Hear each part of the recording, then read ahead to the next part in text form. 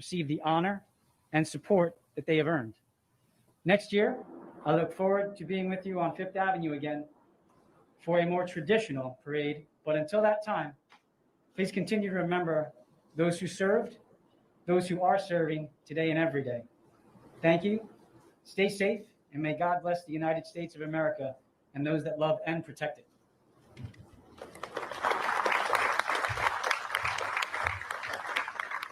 Now taking the podium is Ken Fisher, co-chair of the Intrepid Sea, Air, and Space Museum.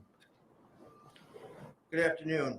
I'm honored to join with the United War Veterans Council and all who gather today to salute those who served our nation in uniform. It's fitting that I speak from the deck of this aircraft carrier, Intrepid, herself a veteran, as Susan noted earlier. This great ship shed blood. 250 Intrepid sailors gave their lives for our nation on these very decks and in the skies above. This great ship that gave birth to two preeminent public-private partnerships, the Fisher House Foundation and the Intrepid Fallen Heroes Fund, who since their founding has continued to aid our wounded veterans and their families for 30 years now. The Intrepid's motto, to honor, educate, and inspire, has never been more relevant than today. Intrepid seeks to honor service to country not only by those who wore the uniform, but their families as well, especially those who made the ultimate sacrifice. It seeks to educate those who walk our decks about the selfless service and sacrifices made not just by the 1% who serve today, but by those who served in wars past. And it seeks to inspire our public school youth to reach new heights through our award-winning STEM programs and the Space Shuttle enterprise. And Intrepid will forever serve as a reminder to stand up for those who stood up for us and support their families in times of hardship. All Americans share in this duty. Just as those who serve take an oath to defend this nation with their lives if necessary, we too must take an oath to care for them should they be wounded in doing so, and to care for their families if they don't come home. 2020 has been a challenging year for reasons we all know. Our nation is deeply divided in so many ways. But let us stand together on this one day set aside to honor those who have served, because saying thank you for your service is just not enough anymore. God bless our veterans, God bless those in harm's way, and God bless the United States of America. Thank you very much.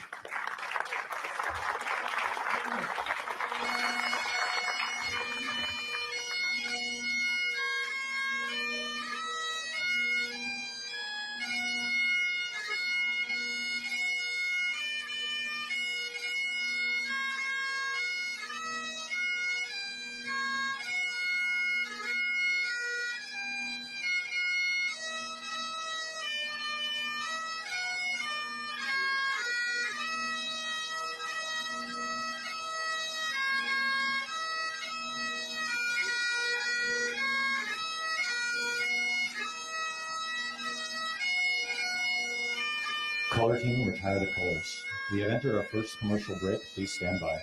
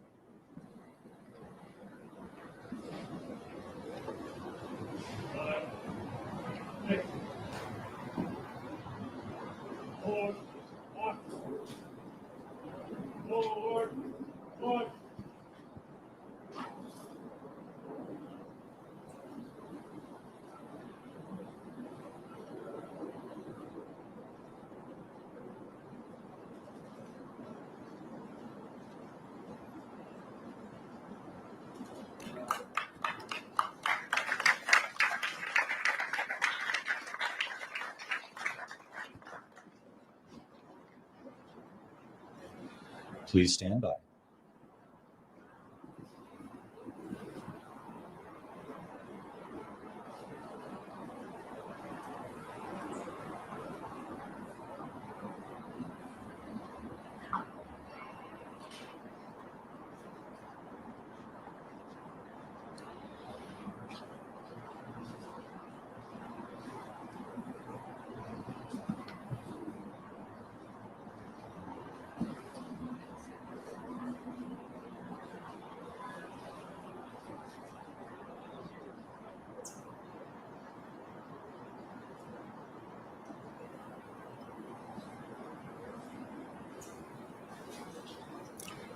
Our next speaker is the Honorable Philippe Etienne, the Ambassador of France to the United States.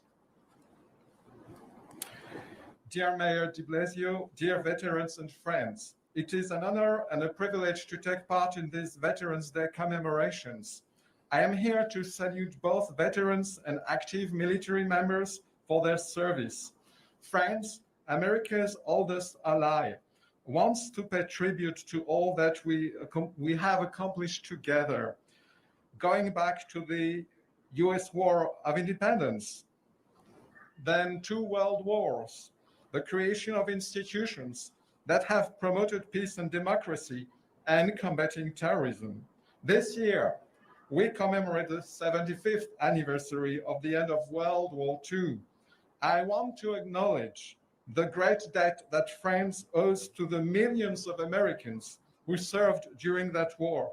Their commitment to freedom and democracy saved millions of lives. It saved my country's independence.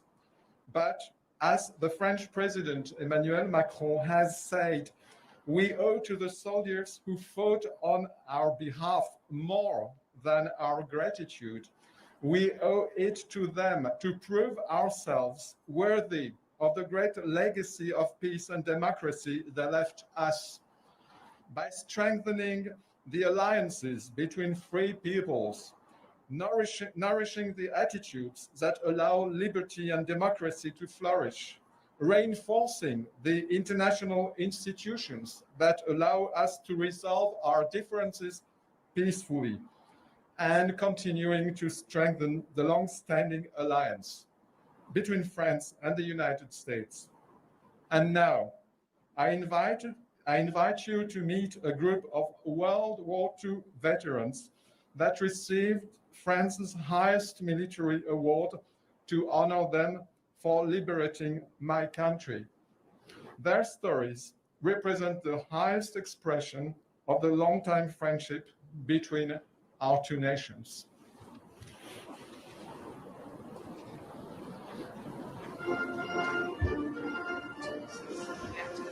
On this day, we must confer recognition to two members of the greatest generation, the French Legion of Honor awarded to 2 local World War II veterans for their role in helping liberate France.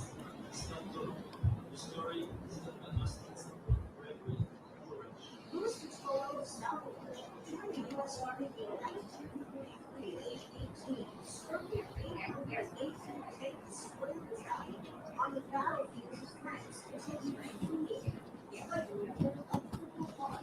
Now he proudly wears a new medal, the highest French award for military and civil service.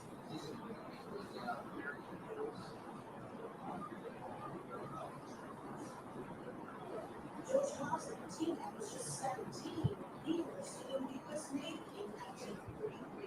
He served with others making Golden Peace in 1168 patrol craft, leading convoys across the Atlantic from Baltimore and carrying death charges to patrols in German South. He was also part of the Allied invasion of southern France.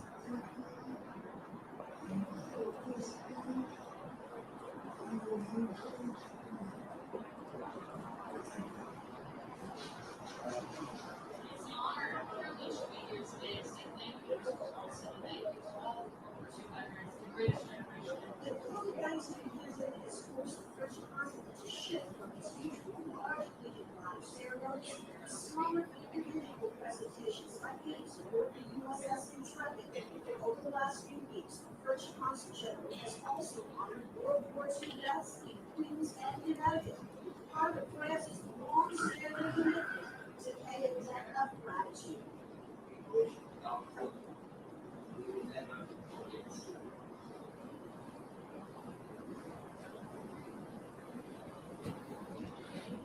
Ladies and gentlemen, the Honorable Bill de Blasio, Mayor of the City of New York. Everyone, it is an honor for all of us to be here on the deck of the Intrepid. But we know next year we will march again through the streets of this city to celebrate our veterans. Today, we salute our veterans. We thank all active duty military for protecting us. We thank our first ally, France, and we're honored to be here with Ambassador Etienne. And I want to offer a special thanks from the people of New York City to Vice Admiral John Mustin, to him for what he has done, but to all the members of the military who were here for us in our toughest times this spring in this city, when we were the epicenter of the COVID crisis. I want us to remember how our military was here for us. I want us to remember that day when the USNS Comfort steamed into our harbor, how that gave us hope, how that gave us a belief we would overcome the challenge. Everyone who served us at the Javits Center, but most especially, I remember the moving experiences I had at our city hospitals, where we saw military reservists, nurses and doctors and medical experts there to help those in need. And I'll tell you something, Admiral, I saw many a Navy insignia at those hospitals. I remember Elmhurst Hospital, Queens in particular, the joy and the strength it gave to our medical personnel when those reinforcements from our military came, the heart it gave and the ability to keep moving on. So everyone, today we thank all who serve us, and we remember them on Veterans Day and every day. I say to all of you who serve, thank you and God bless you.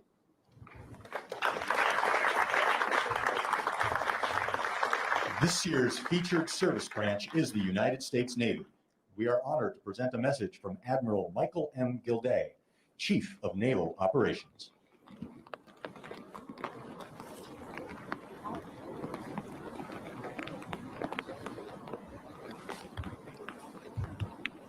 Ladies and gentlemen, I'm Admiral Mike Gilday, your Chief of Naval Operations, and it's an honor to take part in the 2020 New York City Veterans Day commemoration. A special thanks to the United War Veterans Council and Intrepid for coming together to host this event, and in particular, recognize those who served in World War II in 75 years. And on behalf of the more than 500,000 sailors and civilians who make up the U.S. Navy, we are honored to be the mutual service this year's. New York is a Navy town, and we have a long storied history together, dating back to the Brooklyn Navy. For more than 200 years, we have stood shoulder to shoulder in good times and bad. From building warships to hosting Intrepid parades and from annual fleet week events to Navy doctors who fought COVID side by side in New York City healthcare workers earlier this year. Our relationship is special, and there is no doubt it will continue. Thank you, New York. Thank you for taking the time to recognize and to appreciate the service of all those veterans who would never seek recognition for themselves. Thank you, and God bless you.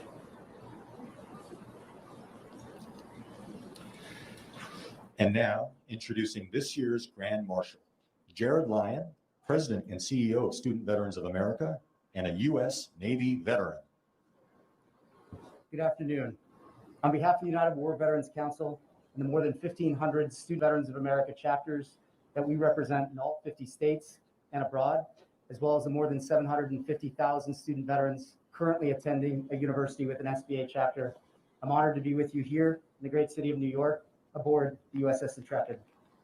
In the United States, Veterans Day falls on November 11th, the anniversary of the signing of the armistice, which ended World War I hostilities between Allied nations and Germany. In New York City, this day has properly been commemorated without fail every year since 1919, and we will not let this year be different. No matter what differences there may be between us, we all take pause today, united in our cause to honor those who have so bravely defended our freedoms. For those of us who have lost someone in service to this great nation, I'd like to take a moment to acknowledge your loss. For those that have served wearing the cloth of our nation, they've been drawn from the full tapestry of American life. They were generals and privates, captains and corporals, petty officers and commanders, from every race, color, and creed. But we were all sisters and brothers in arms, united by our undying love for country. What we do with this great gift of the service that veterans have given is today an opportunity to renew our conviction to live worthy lives, to pursue our aspirations, and continue to serve others. We will do so in the honor of veterans, and we will never forget. Thank you, and happy Veterans Day.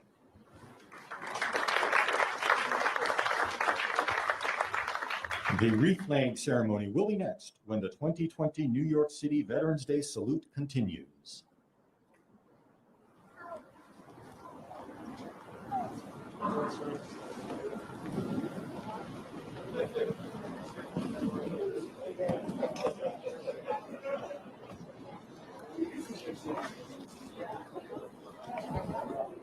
right, ladies and gentlemen, we have about 6 minutes to move into position for the wreath-laying ceremony. Our speakers and interviewees only could make their way to the back. Mark Otto, he has his hand up there. He will guide you through the flower placing process of the wreath ceremony. Wreath layers, if you could be in place. We have a little over 5 minutes to get into position. Thank you very much.